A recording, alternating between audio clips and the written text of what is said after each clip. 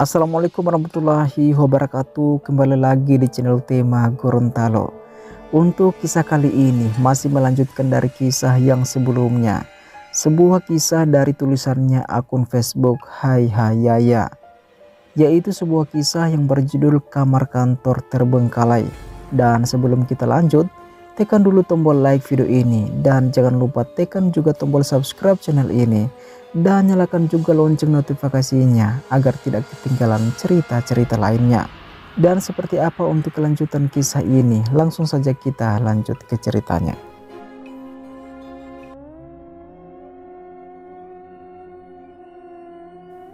Kepala bocah itu terus menggelinding melewati kaki Nino, hingga akhirnya berhenti di belokan tangga. Nino juga menghentikan langkahnya, ingin kembali ke atas pun rasanya tak sanggup. Kaki yang terluka cukup dalam membuat Nino kesulitan berlari. "Om, ayo turun, jangan diam aja di sana." Nino memperhatikan wajah anak itu, seperti tidak asing. Tapi siapa? Keringat dingin mengucur deras dari seluruh tubuh. Nino tak henti-hentinya menyesali keputusannya. Sesosok tangan busuk dengan kuku yang panjang kehitaman mencengkram salah satu kaki Nino dengan erat. Brak! Nino terpelanting hingga akhirnya tubuhnya membentur tangga. Tangan itu menyeret Nino dengan brutal, membuat tulang-tulangnya serasa patah. Kepalanya banyak mengeluarkan darah. Pandangannya perlahan-lahan mulai gelap di saat terdengar suara seorang pria yang datang. Saat setengah sadar mengharapkan bantuan untuk nyawanya, pria itu terdiam menatap Nino yang sudah di ujung ajal. Tolong pak." Pria itu tersenyum licik, menggenggam kaki Nino dan menyeretnya. Darah menggenang mengikuti tubuh yang tak berdaya. Nino menutup matanya namun suara-suara masih terdengar jelas di telinganya. "Apa benar tadi malam ada perampokan di kantor?" ucap salah satu karyawan yang baru saja duduk. "Iya, katanya uang kantor hilang. CCTV pun sengaja dirusak," jawab karyawan lainnya. Kalian tahu nggak, tersangkanya itu Nino." "Kok bisa?" Lihat aja beritanya. Dia juga melarikan diri tanpa jejak." Topik pembahasan kantor semua tentang Nino. Namun ada sesosok bayangan yang tersenyum lebar menatap tajam di sudut ruangan. Matahari masih malu untuk menampakkan sinarnya. Entah mengapa, malam itu Farah tak bisa memejamkan mata. Hatinya terus memikirkan suaminya. Dengan keadaan hamil besar, dia kesulitan untuk bangkit duduk. "Gak biasanya hatiku gelisah kayak gini. Cepat pulang ya mas." Sembari mengusap perutnya, dia berjalan membuka gorden. Tok, tok, suara ketukan.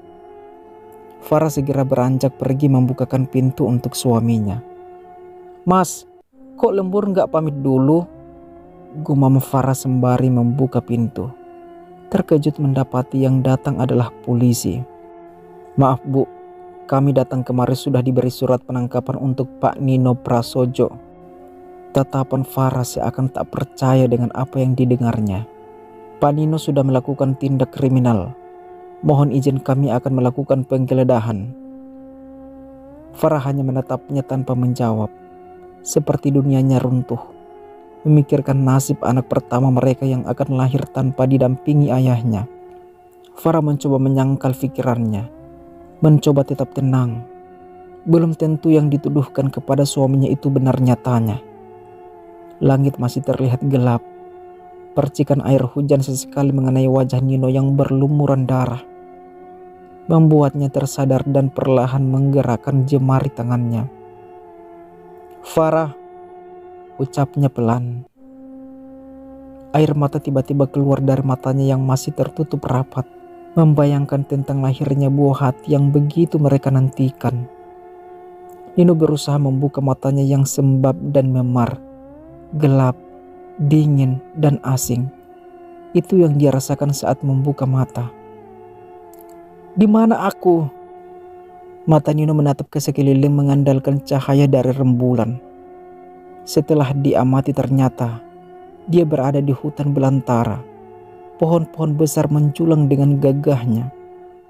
Nino dengan pelan menyeret tubuhnya yang dipenuhi darah. Berusaha bangkit pun terasa tak mungkin karena kakinya terasa mati rasa. Matahari mulai menyinari bagian hutan.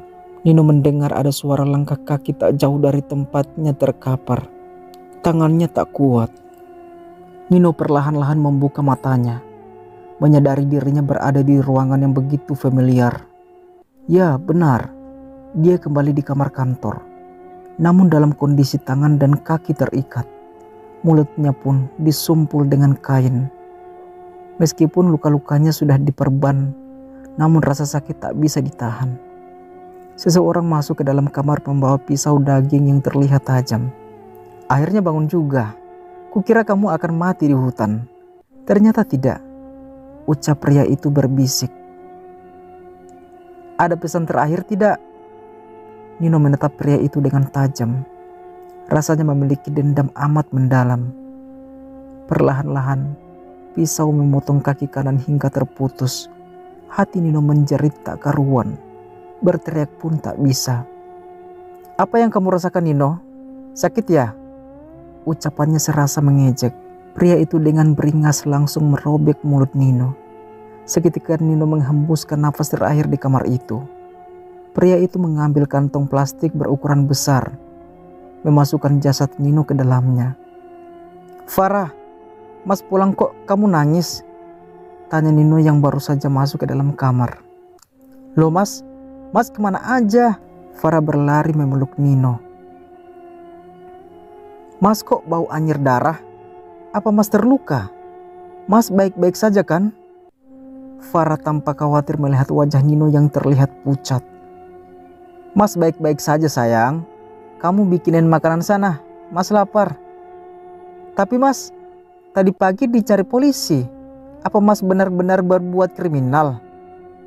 Masa kamu gak percaya sama Mas? Ya enggak mungkin Mas kayak gitu. Udah, nanti aja ceritanya. Mas lapar banget nih. Nino mencubit pipi Farah dengan manja. Farah membalas pelukan erat. Mas, mandi sana. Bau. Ucap Farah dengan tawa kecil. Setelah itu segera beranjak pergi ke dapur. Hari demi hari berlalu. Nino dan Farah melakukan aktivitas seperti biasa. Namun akhir-akhir ini yang dilakukan Nino sering termenung di malam hari. Maafin Mas yang gak bisa bahagiain kamu ya. Gumam Nino mencium pelan kening Farah dan mengusap rambutnya dengan lembut. Maafin Mas yang gak bisa bahagiain kamu ya.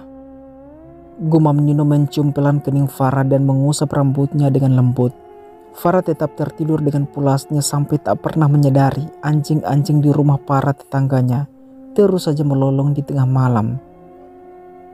Ini sudah saatnya, ucap Nino bangkit dari ranjangnya berjalan tanpa alas kaki keluar dari rumah. Sesudah membunuh, pria itu malah menyalakan musik melodi, membawa daging Nino ke penggilingan daging.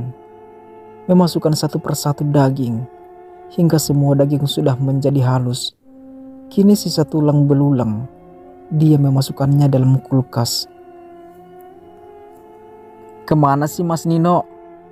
Farah mengucek matanya sembari menyibakkan selimut. Tok, tok.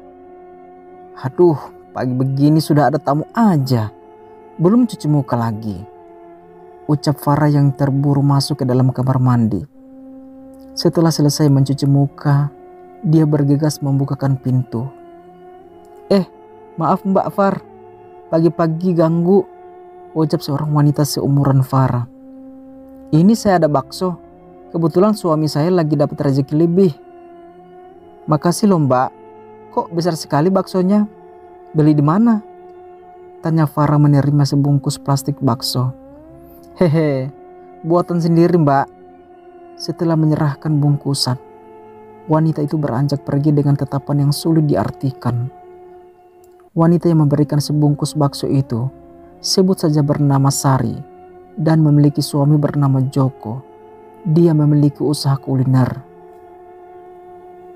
Mas, kok ada yang aneh ya di rumah Farah?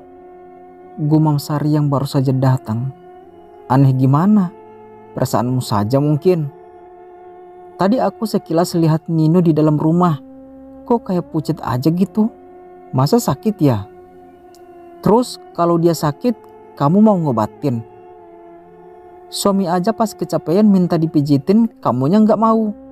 Banyak alasan lagi, gerutu Joko. Ih, kamu minta pijitnya waktu nggak tepat.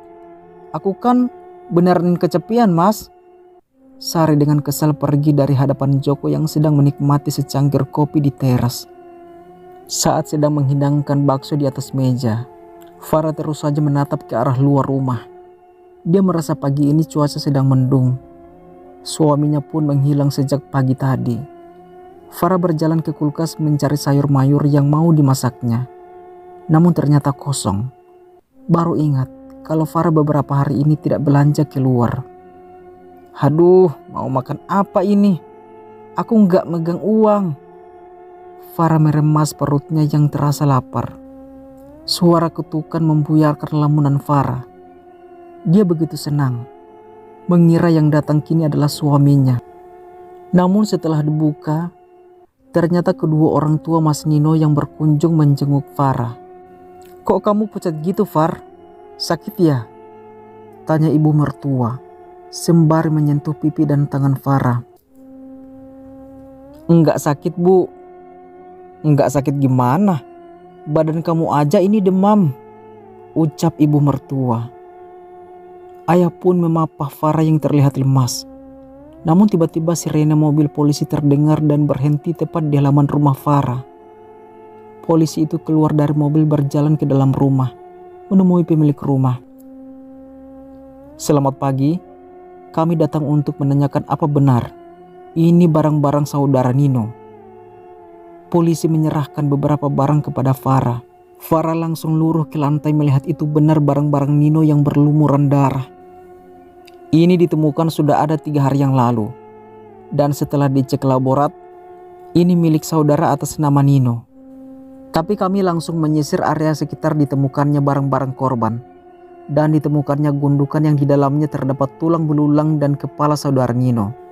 Penjelasan dari polisi itu membuat orang yang mendengarnya bergidik ngeri. Tidak, suamiku tadi malam saja ada di rumah, bentak Farah. Haha, kalian pasti polisi gadungan. Mana suamiku? Farah yang sedang menangis tiba-tiba tertawa dengan girang.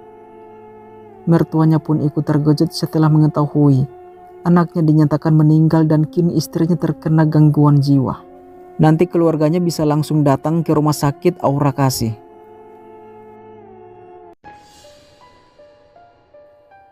Baik teman-teman, sekian untuk kisah kali ini. Bagaimana menurut kalian tentang kisah ini? Tulis komentar kalian di kolom komentar. Dan buat teman-teman yang baru bergabung, jangan lupa untuk like, komen, share, serta subscribe channel ini.